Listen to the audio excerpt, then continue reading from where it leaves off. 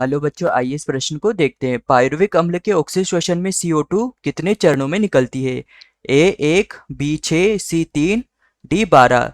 तो यहाँ पर हमें बताना है कि जो CO2 है वह कितने चरणों में पायरुविक अम्ल के ऑक्सीजन से निकलती है। तो यहाँ पर प्रश्न को देखते हुए हमारी मुख्य अवधारणा होगी कि पायरुविक अम्ल बनने की प्रक्रिया प्रक्रिया क्या है? क्या है? तो जो पायरुविक अम्ल होता है, इस पायरुविक अम्ल का निर्माण ग्लाइकोलाइसिस से होता है। इसका निर्माण ग्लाइकोलाइसिस की जो प्रक्रिया होती है उसके दौरान होता है, तथा जो ग्लाइकोलाइसिस होता है, इस ग्लाइकोलाइसिस में ग्लूकोज ग्लूकोज के अणु को पायरुविक अम्ल में बदल दिया जाता है। पायरुविक अम्ल में बदल दिया जाता है तथा यह पायरुविक अम्ल आगे चलकर एसिटाइल एसिटाइल कोएंजाइम ए में बदल जाता है। तथा यहाँ पर जब पायरुविक ग्लूकोज से पायरुविक अम्ल बनता है तथा पायरुविक अम्ल से एसिटाइल कोएंजाइम बनता है, तो यहाँ पर एक CO2 का अणु मुक्त होता है। इस प्रकार से जो यह एसिटाइल कोएंजाइम ए है, यह एसिटाइल कोएंजाइम आगे चलकर जो क्रेब चक्र होता है, क्रेब चक्र होता है, इस क्रेब चक्र से यह जुड़ जाता है। तथा जो क्रेब चक्र होता है वह इस प्रकार से चलता है कि एसिटाइल कोएंजाइम ए आगे चलकर सक्सिनिक सक्सिनिक सक्सिनिक अम्ल का निर्माण करता है। तथा जो यह सक्सिनिक अम्ल है, यह सक्सिनिक अम्ल आइसो सक्सिनिक अम्ल का निर्माण करती है। तथा यहाँ पर जब इसका निर्माण होता है तो यहाँ से जो H2O है वह बाहर निकलती है। तथा यहाँ पर जो आइसोसक्सिनिक अम्ल है, इस आइसोसक्सिनिक अम्ल के द्वारा अल्फा कीटो ग्लूटारिक अम्ल का निर्माण होता है, जहाँ पर CO2 मुक्त होती है।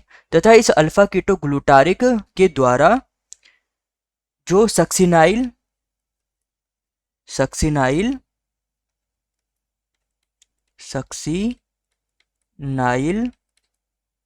कोएंजाइम ए का निर्माण होता है, जिसके निर्माण के दौरान पुनः CO2 मुक्त होती है। तथा जब यह सक्सिनाइल कोएंजाइम ए है, यह आगे चलकर सक्सीनेट में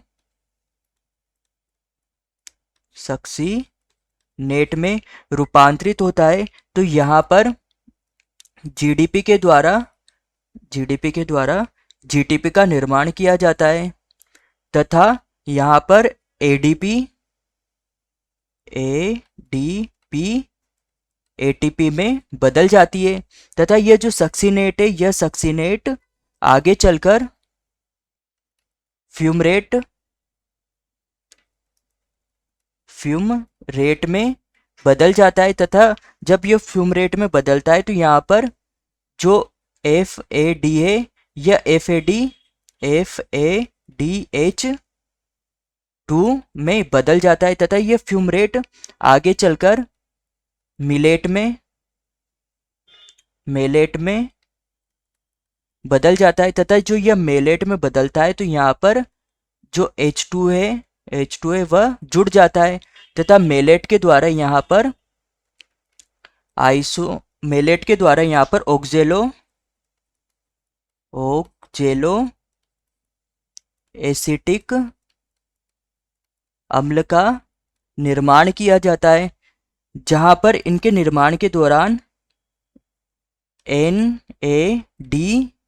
NAD प्लस के द्वारा NAD H plus plus H plus का निर्माण किया जाता है तथा ये ऑक्जेलो एसिटिक अम्ल है। यह पुनः एसिटाइल कोएंजाइम ए से जुड़कर यह क्रेब चक्र को पूरा करते हैं तथा यह क्रेब चक्र इसी प्रकार से यहाँ पर चलता रहता है।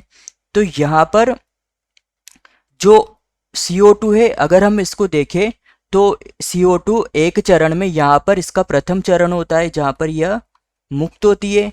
इसका द्वितीय चरण यहाँ पर होता है जब यह पुनः मुक्त होती है। वह इसका तृतीय चरण यहाँ पर होता है जब यह यहाँ पर मुक्त होती है। तो इस प्रकार से 3 चरणों में मुक्त होती है। तो यहाँ पर प्रश्न ने हमसे पूछा था कि पायरुविक अम्ल के ऑक्सीशोषण में CO2 कितने चरणों में निकलती है। तो ए था 1 में, तो यह गलत हो जाएगा। बी ए 6 में, तो यह भी गलत है। सी ए 3 में, तो यह हमारा सही उत्तर होगा क्योंकि यह 3 चरणों में निकलती है। डी ए 12, तो यह भी गलत हो जाएगा। तो यहाँ पर हमारा प्रमुख प्रमुख सिद्धांत होगा कि क्रेब चक्र माइटोकॉन्ड्रिया में चलता है वह ऊर्जा उत्पन्न करता है। तो आशा है कि आप इसे अच्छी तरह समझ गए होंगे। धन्यवाद।